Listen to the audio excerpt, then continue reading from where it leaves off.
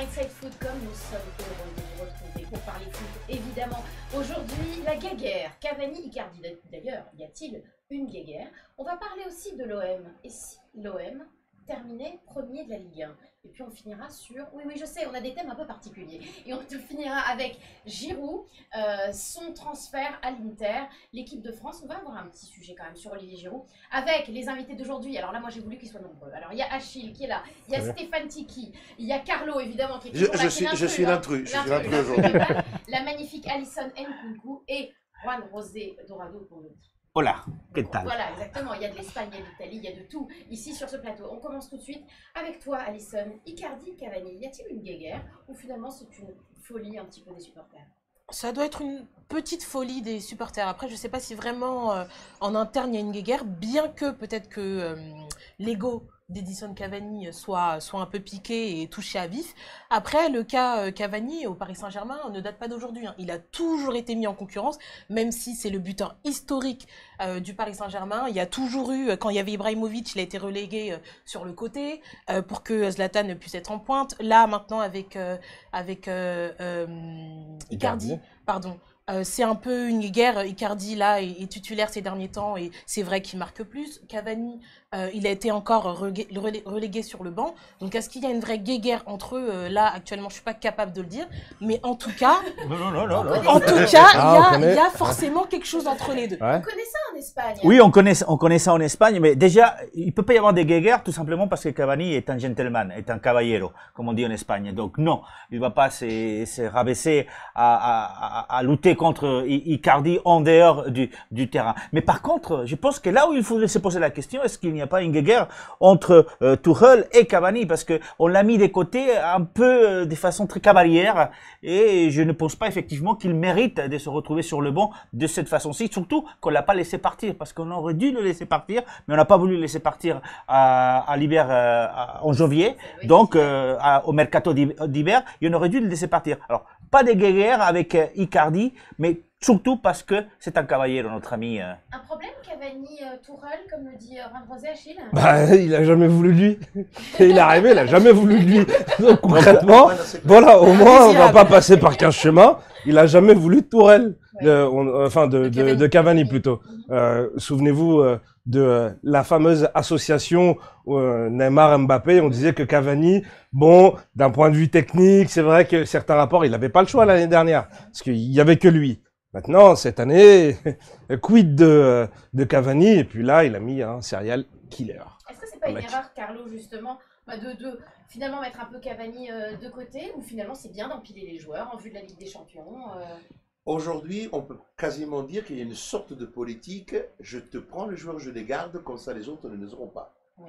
C'est un peu le politique, je crois, que le Paris Saint-Germain a fait. Parce que cumuler autant de stars dans une équipe, les gérer, et de pouvoir penser que ceci soit quelque chose qui t'amène nécessairement à gagner la Ligue des Champions, ce n'est pas quelque chose d'acquis. On sait que plusieurs coqs dans un poulailler ne font jamais un poulailler qui soit simple, et surtout on parle bien du coq français, là c'est du coq uruguayen, on parle du coq espagnol, du coq brésilien, donc ce sont des coqs extrêmement puissants qui ont vraiment envie de faire sauter le poulailler. Et je dis ça, c'est un peu métaphorique, mais en réalité il y a aussi une question de personnalité. Il est difficile aujourd'hui quand on passe, on dit tout le monde, oui, à Mbappé et Neymar, ça se passe super bien. C'est faux. C'est faux, je sais par des informations précises du vestiaire que cette histoire d'amour entre Mbappé et Neymar, c'est plutôt des journalistes qui sont pro-PSG, qui ont envie de penser que tout se passe convenablement bien. Et je vois que, je pense qu'on est tous assez d'accord. Non, il y a une guerre. On va donner la parole dans 2 secondes. Elle me coupe de temps, sujet. On a une, mais oui, je vous la parole. On a une tablette, parce qu'on a une tablette à faire gagner, évidemment, une tablette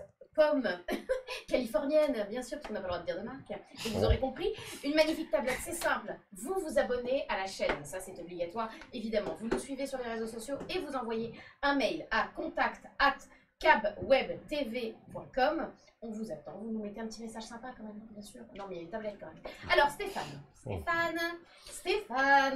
Icardi, Cavani, Icardi. Je pense pas qu'il y ait de guerre entre les deux. Edinson Cavani est le meilleur joueur, le meilleur buteur de l'histoire du Paris Saint-Germain. Il n'est pas le meilleur joueur. Le meilleur buteur de l'histoire du Paris Saint-Germain. Là, tu je pourrais dire. le dis à plus forte raison que, comme disait tout à l'heure Alison, il a été mis à droite sous Zlatan. Et je rejoins ce que vous disiez aussi, c'est un vrai gentleman. Pour quelle raison? Il n'a jamais critiqué le club, il s'est jamais plaint d'aucune position. Même aujourd'hui, on ne voit pas se plaindre dans les médias alors que d'autres l'ont fait. Kylian Mbappé, hein, parce qu'on a un peu la mémoire qui flanche. L'été dernier, il a quand même dit qu'il n'était pas sûr totalement rester. Neymar et tant d'autres, et lui, il a toujours respecté le club. Voilà, et je pense surtout aussi que le Paris Saint-Germain est aujourd'hui un grand club. Et comme tout grand club, doit avoir des clubs où tous les postes sont doublés avec des bons attaquants. Quand on prenait l'exemple de Manchester City, par exemple, il y a Kun Agüero qui est titulaire, et quand il n'est pas là, c'est Gabriel Jesus, et l'un et l'autre alternent. C'est pareil aussi à Liverpool, c'est pareil au Bayern de Munich, c'était pareil aussi en Espagne avec Ronaldo, le numéro 9, R9, le premier Ronaldo, puis le deuxième Ronaldo. Donc c'est bien qu'il y ait la concurrence, et surtout moi je défends l'intérêt du club, si cette concurrence peut être saine, et c'est en ça que Thomas Tuchel, comme vous disiez, doit avoir un rôle d'équilibre pour permettre la saineté de cette concurrence, pour que le meilleur puisse jouer. Et quand on a vu Cavani, bon c'est vrai qu'il jouait contre des minots là, pour la coupe de France, mais il a porté le brassard du capitaine, il était très professionnel, et c'est important qu'il garde l'amour de l'équipe. Alors, Marion, c'est terminé les enfants, on va passer au thème suivant. Mais oui, un peu de frustration. Un club où il n'y a peut-être pas de banc, ça c'est sûr, c'est l'Olympique de Marseille. Mais si l'Olympique de Marseille finissait... Et peut-être bientôt plus d'entraîneurs, ça on va voir. Non, écoutez, on va en parler tout de suite. Et si l'OM finissait premier?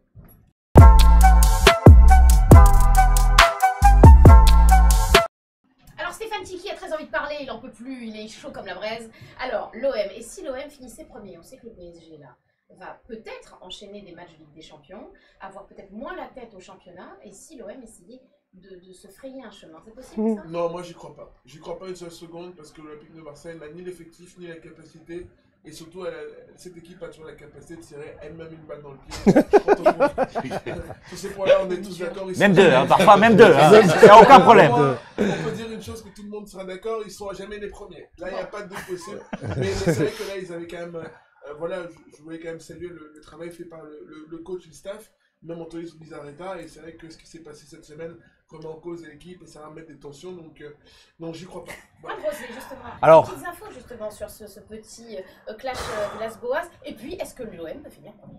Alors non, il peut pas finir. Alors moi, si j'étais un observateur étranger qui ne connaît rien au football français, tu dis 8 points de différence, il y a encore 18 matchs à jouer, peut-être, pourquoi pas, allez-y. Mais non quand même. Mais c'est vrai, surtout parce que une balle, 2 balles, 3 balles, même 4 balles, je crois qu'ils peuvent s'étirer toutes les balles qu'ils veulent dans les pieds, parce qu'on l'a vu.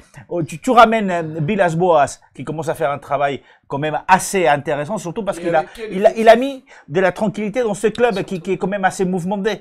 Et puis tu amènes Albright, tu l'amènes, et tu annonces comme ça à Villas-Boas, surtout que je pense qu'il avait vraiment besoin et envie de continuer peut-être l'année prochaine. Mais là, il s'est rendu compte que de toute façon, il arrive pour vendre des joueurs. Donc si tu vends des joueurs et tu n'investis pas, alors tu vas faire quoi l'année prochaine? Et Villas-Boas, c'est vrai, il a commencé au Portugal, mais il a été quand même un très bon entraîneur en Angleterre, même s'il a été viré par la suite. Mais, effectivement, aujourd'hui, il y a quand même beaucoup de clubs qui frappent à la porte de Villas-Boas. Donc, il partira, oui, peut-être, mais en tout cas, Marseille, champion de France, vous blaguez, vous êtes Marseillaise, forcément.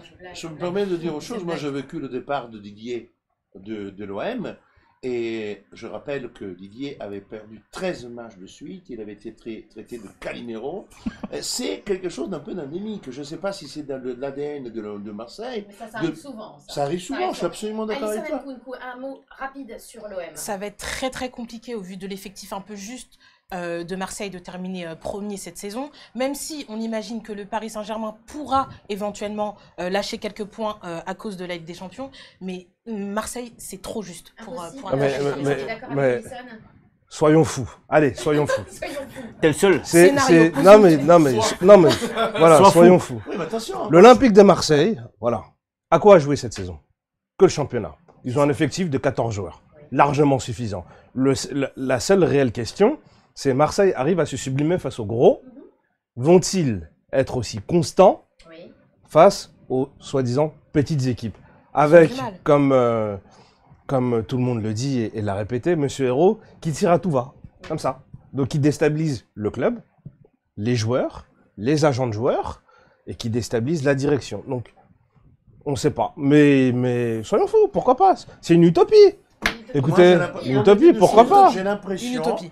qu'à partir du moment qu'à Marseille, tu peux avoir un peu plus d'image forte auprès du public, plus du président, tu es terrassé.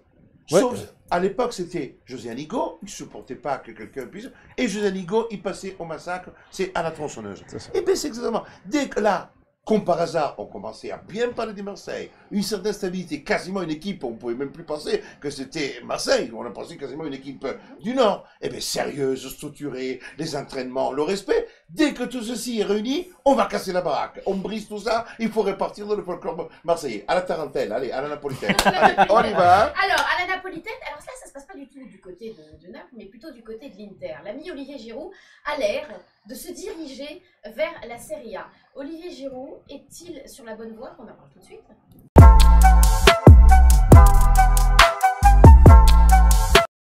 Alors j'ai dit Olivier Giroud et sur ce plateau tout le monde a l'air désespéré. J'ai senti que ça s'endormait de ce côté. Là c'est carrément dépité. Je commence avec toi Achille. Olivier Giroud vers l'Inter et vers l'Euro surtout. Olivier Giroud vers les boutiques à Milan, les clubs à Milan, ouais, ça c'est bien. Il va pouvoir faire des voyages en jet pour aller rejoindre un petit peu sa famille de temps en temps à Londres et ainsi de suite. Mais c'est inespéré pour lui.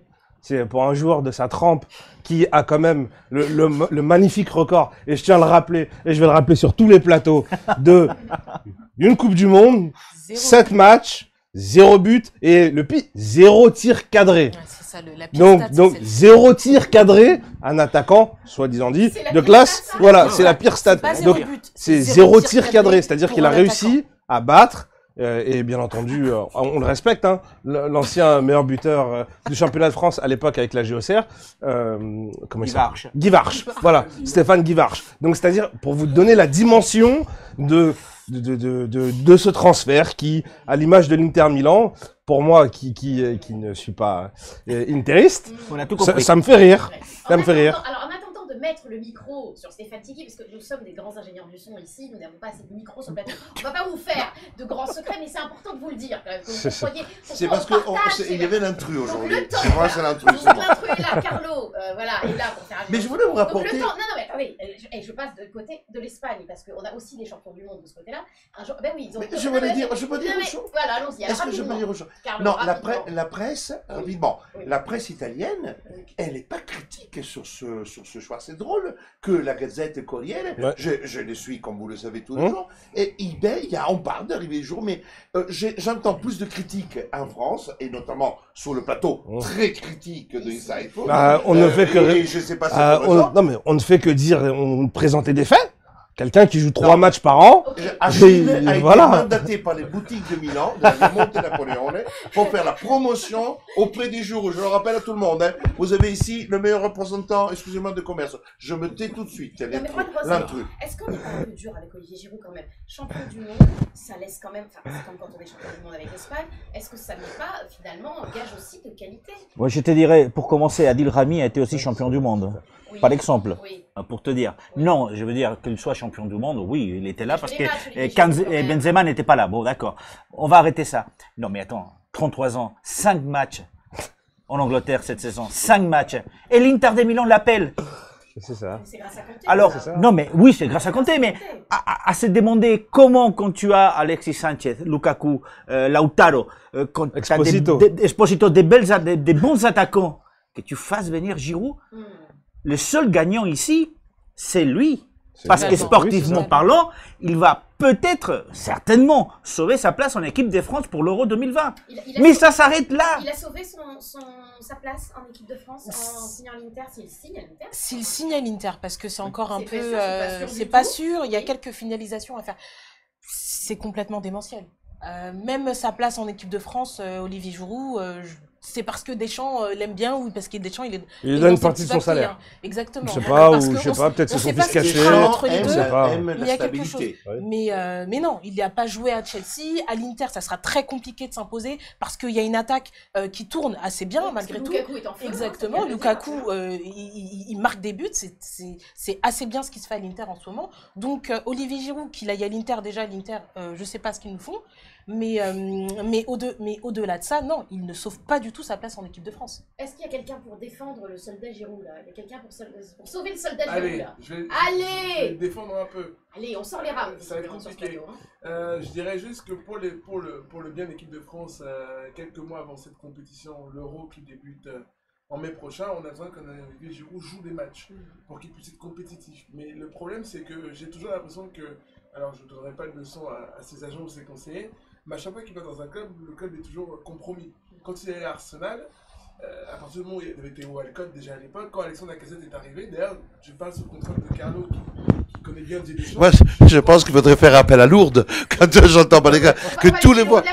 Pour aller dans votre sens, Didier Deschamps avait dit, et on l'a entendu en conférence de presse dire, qu'il prend les joueurs qui sont compétitifs et qui sont titulaires en club. Là, mais, Je termine ma phrase. Quand c'était à Arsenal, Alexandre Lacazette était titulaire, Olivier Giroud était remplaçant, Lacazette n'était pas appelé, Giroud était appelé. Puis on nous a dit qu'il va chercher du temps de jeu à Chelsea, où il y avait déjà à l'époque Alvaro Morata. Il était remplaçant de Morata, et là on s'est dit qu'au début de cette saison, vu que Franck Lampard dans les stratégies, il prenait, rappelons comme disait tout à l'heure Alisson, des jeunes inexpérimentés. Parce qu'il faut quand même voir que tous ceux qui jouent en attaque à Chelsea, Abraham notamment, il n'avait jamais fait aucun match en professionnel. Et quand on a un entraîneur qui préfère un gars qui a jamais joué en professionnel à un autre quand on dit qu'il a l'expérience, ça montre le problème. Et là il va à l'Inter, un club prestigieux, certes, mais là où il a déjà deux attaquants, où ça tombe bien. Bon. Donc, mais ce qui peut être La bonne affaire, elle est pour Giroud. C'est que, oui, parce que déjà dans son CV, on dirait qu'il a joué à l'Inter. Allez, la bonne affaire, elle est pour tout le monde, 4 millions et demi. Mais je pense que la bonne affaire, c'est que vu que l'Inter joue quand même pas mal de compétitions, notamment la Ligue Europa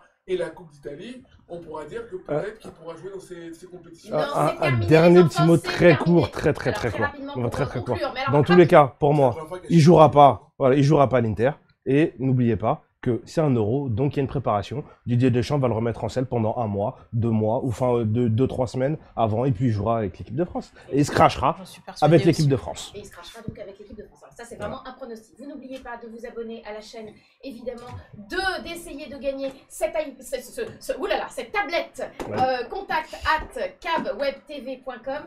Vous vous abonnez à la chaîne, c'est obligatoire. Merci beaucoup à tous. Juan Rosé, Alisson, Achille, Stéphane et Carlo. Et à très vite, évidemment.